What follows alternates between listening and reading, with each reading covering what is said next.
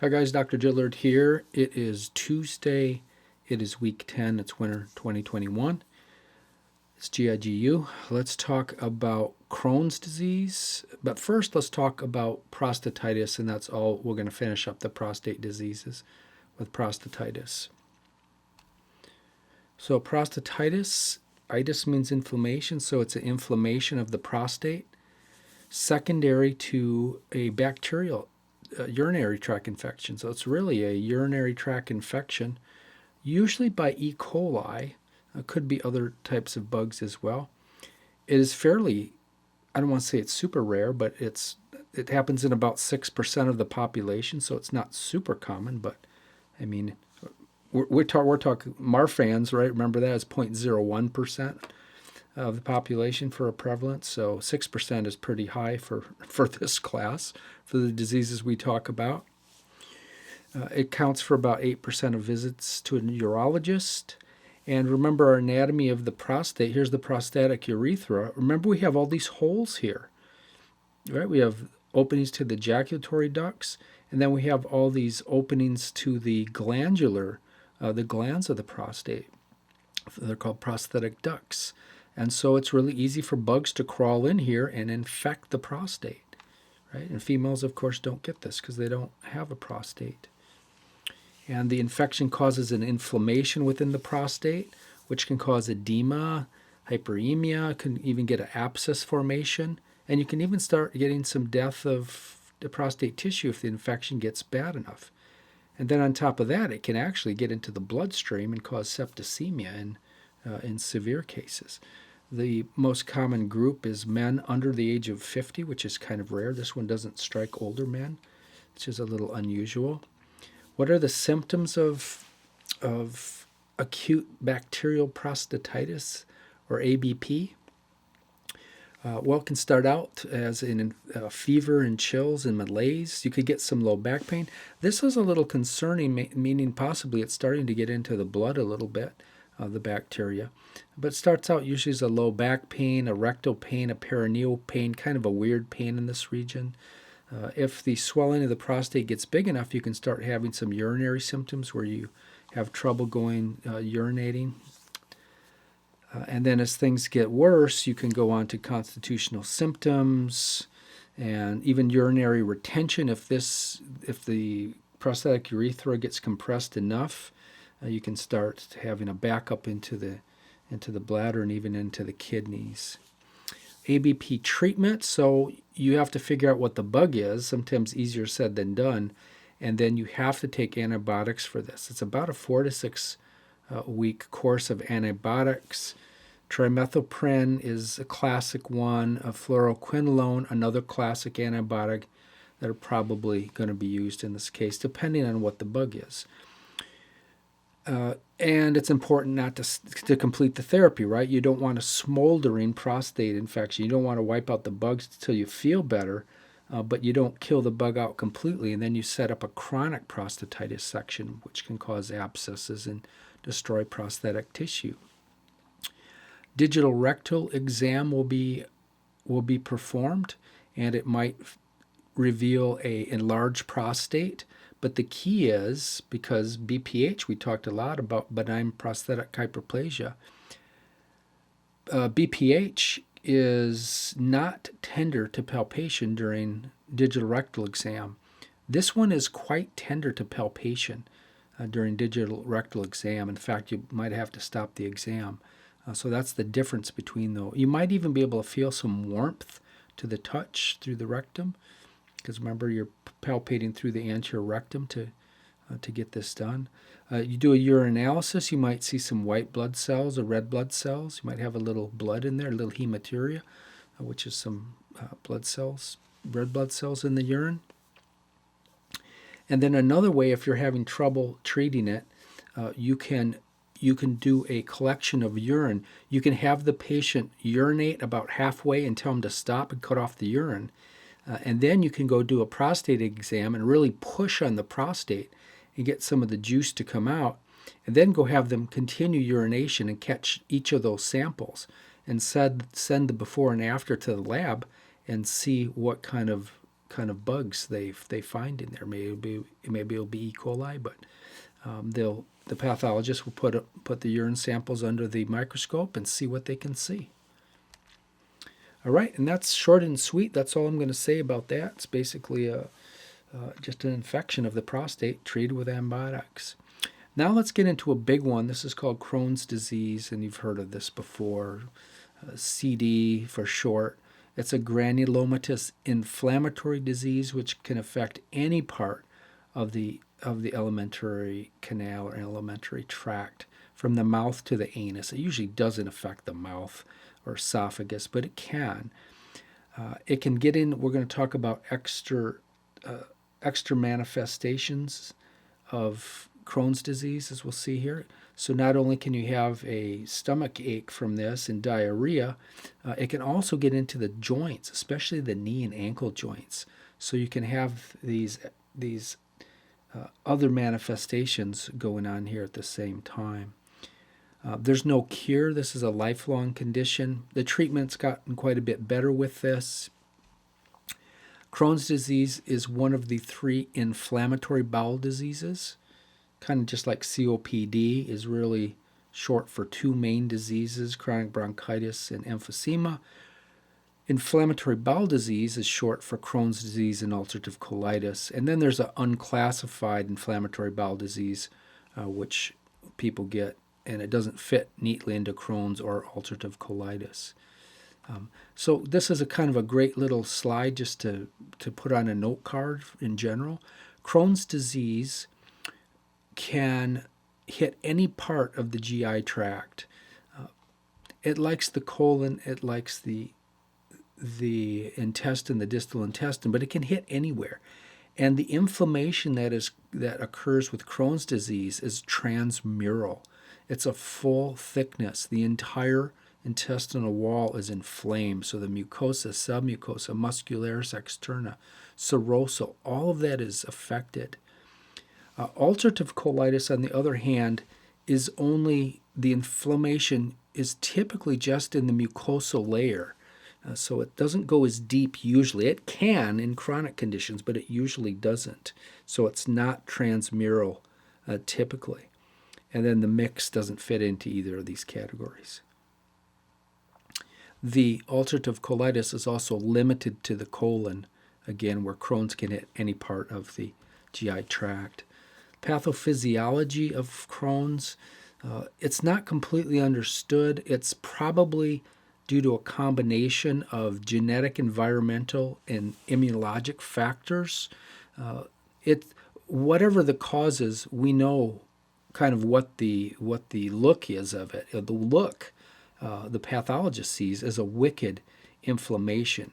That's usually an autoimmune type inflammation. The target is a little controversial, why the body all of a sudden attacks it. But it's a wicked inflammation. It's a pan-transmural inflammation or a pan-inflammation, which means it's full thickness.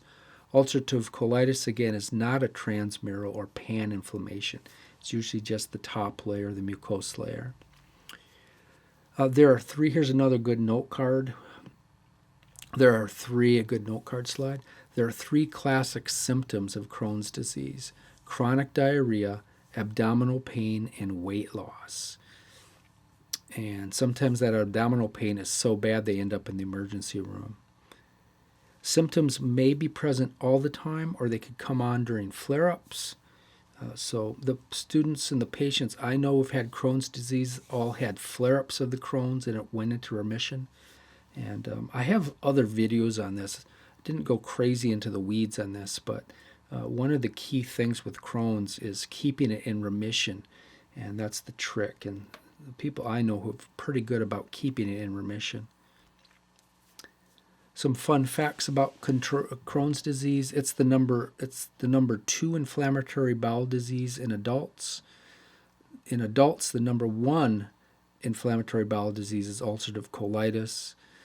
In children, however, it is the number 1 inflammatory bowel disease in children. An accurate assessment of incidence prevalence is difficult because of inconsistent diagnostic criteria used throughout the world. So we don't have a huge idea what the real prevalence of this is. In North America, the prevalence of just Crohn's disease is 0.11% of the population, so it's way more common than Marfan's. It's still fairly rare condition. About 650,000 people have this disease each year, are walking around right now. The risky times for the development of Crohn's to strike is that third decade. That's a lot of you people listening to this in your 20s. And then another hot spot is the seventh decade of life. That's my decade of life, the 60s. I just entered that decade of life. So these are the risky times, according to Morrison. The prevalence of Crohn's disease continues to increase. There's a famous Scottish study, which has been going on for 40 years. It shows the incidence of Crohn's disease has increased by 500% during that 40 years. So we're not sure what's happening, if more people are aware of it. It could be the Western diet spreading throughout the world. So something is going on, and more people are getting Crohn's disease. There's a strange kind of sunshine phenomenon going here, where it seems like exposure to vitamin D or exposure to the sun, which causes the natural production of vitamin D, is somehow protective against Crohn's disease. There was two researching groups in the United States and in France who both had a southern and a northern part to their countries, which had completely different seasons. And sure enough, the ones who lived in the sunny region developed less Crohn's disease than people who lived in the north, the colder portions of the country. So it is definitely true. Key diagnostic factor, here's another you can write down on your note card: skip lesions. So Crohn's disease tends to strike one area of bowel and then move on and strike another, so you don't have a continuous inflammation type area. So if we let's just look at a piece of intestine here. We'll say this is we'll just say this is the jejunum, a really short jejunum, which is part of the small bowel. And then this is the ileum here, the distal ileum is right here. So Crohn's disease is classic for hitting, let's say, the distal ileum and causing an inflammation here, and then not affecting the other areas. Then all of a sudden it'll hit up here. So those are called skip lesions. So that's a little strange. That's what it does. Ulcerative colitis doesn't do it. Ulcerative colitis doesn't skip. It affects the entire colon and region, that's it. So that's an important difference between those two, is the skip lesions. What about pain? Why do people with Crohn's disease get pain? Well, that's pretty simple, because we know the intestinal wall is filled with nerves and nociceptors. And if you inflame and irritate those nociceptors and stretch those nociceptors, it sets off the nociceptors, which causes pain. And so that's an abdominal pain. It typically is not confused with dyspeptic type pain. We went through the different types of dyspepsia. It's usually a little bit lower down. It could overlap a little bit. It could be in the xiphoid region, but it's usually a little bit lower down. But it could present as dyspepsia too, but it just typically doesn't do. And the pain can be bad enough, again, to go into the ER. It can be quite a dreaded thing, I'm told. The favorite targets of Crohn's disease, another great slide that you should know. It loves the distal ileum. Who lives in the distal ileum? Oh yeah, CBAM receptors, right? We talked a lot about the distal ileum.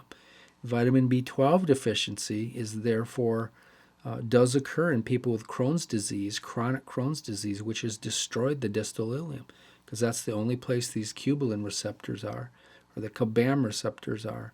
And we've already studied vitamin B12 has to hook up with CBAM receptors in order to be taken inside the intestinal wall and get into the bloodstream. No CBAM receptors, no vitamin B12.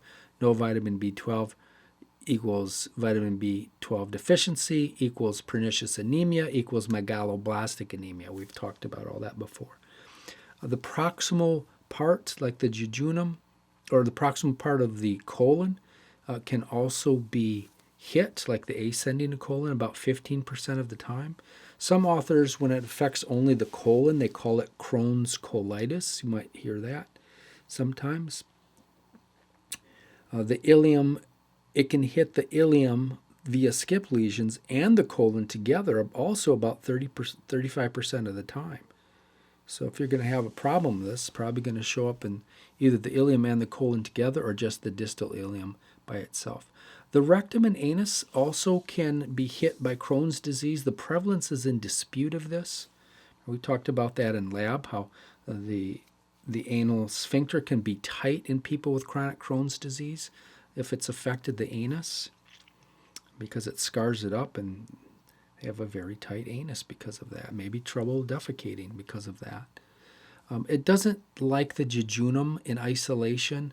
It can hit the jejunum. Jejunum is part of the ileum and colon together, but in isolation it doesn't usually do that. It rarely affects the stomach and esophagus, but every now and then it does. These extra-intestinal manifestations, though, we need to talk about them because people, about 20-25% of people with Crohn's disease also struggle with an arthritis. You could almost call it a Crohn's arthritis, but nobody does. But that's really what it is. So we need to talk about extra-intestinal manifestations. And this will apply to Crohn's disease, but ulcerative colitis usually fits right in here as well. So EIM, extra-intestinal manifestations, occurs when another part of the body, other than the GI tract, which is already getting hit by the inflammation, also gets attacked. So it's that same inflammatory process attacks the knees or attacks the ankles or the SI joints. And that occurs about in 25, depends on the source that you read, 20 to 25% of people with Crohn's disease also have these extra-intestinal manifestations. They also occur in people with ulcerative colitis, but it's not as frequent. Which one comes first? Does the extra-intestinal manifestations? So most patients develop these extra-intestinal manifestations actually before the onset, most people develop the intestinal manifestations.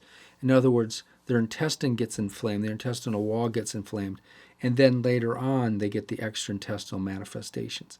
However, there are cases where the knees and ankles will be attacked or the SI joints will be attacked first, and then later on they develop the Crohn's disease, but that's not the norm.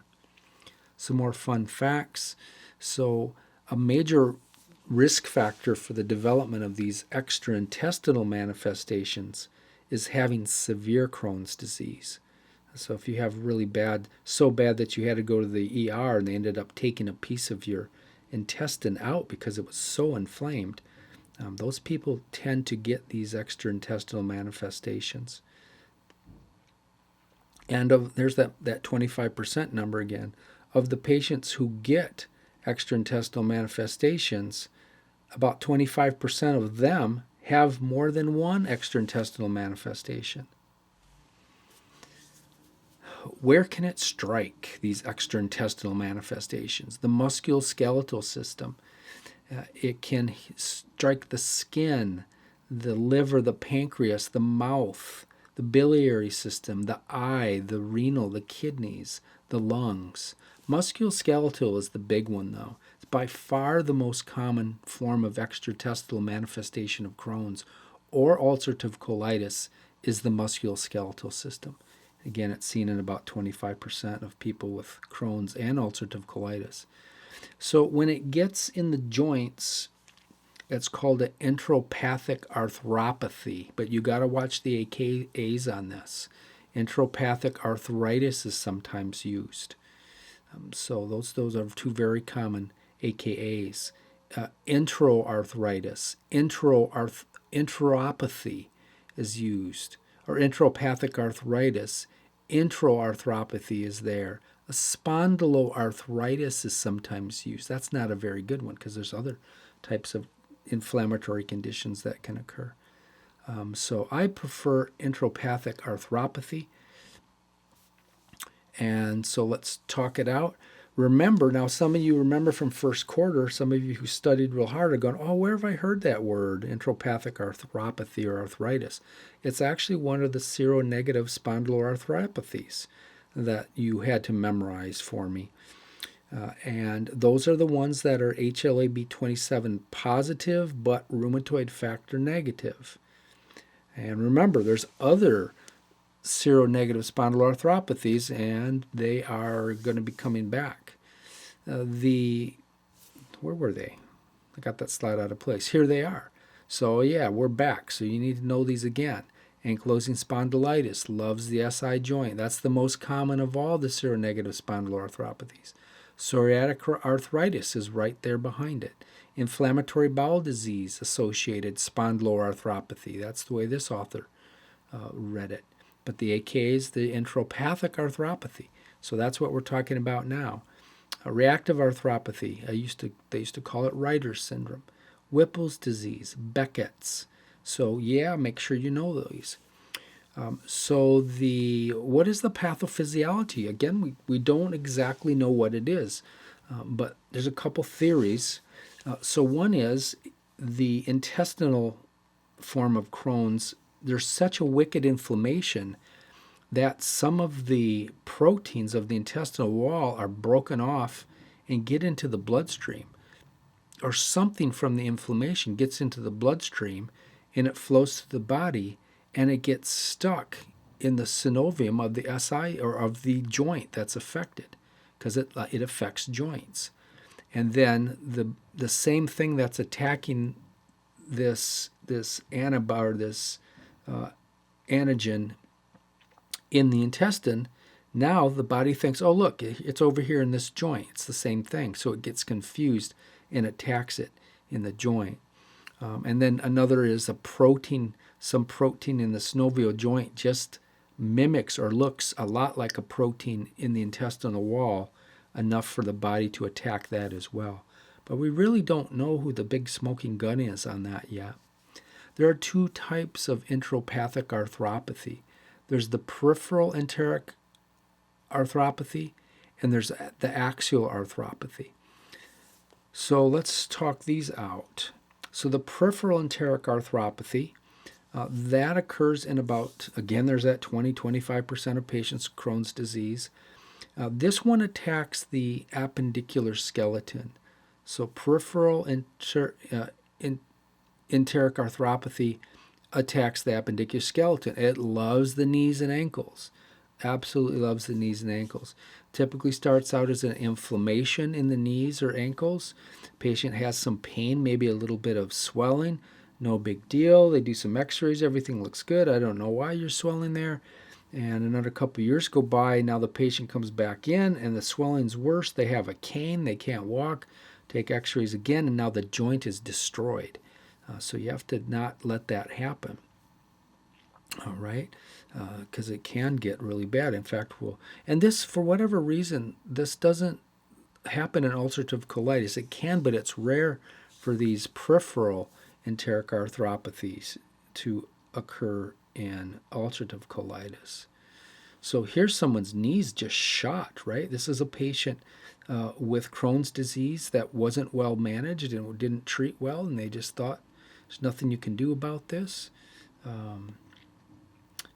So don't let this happen. They're destroyed now, right? They got the alignments all off. So, yeah, again, it likes the knees and ankles, much more common than the spine involvement. I guess I had a blow-up picture. Yeah, you can see it's just destroyed, right? All the meniscus is gone. It's lumpy, bumpy in here. Got bone spurs coming out. It's patient's wheelchair bound at this point. Now, this is our neck of the woods, the axial enteric arthropathies. We need to talk about those. Those are only seen not 20%, but they're seen in about 7% of people with inflammatory bowel disease. When it occurs, it typically presents as a spondylolytis or a sacroiliac joint inflammation, which is called a sacroiliitis. So it's either in the Z joints the inflammation occurs or in the SI joint,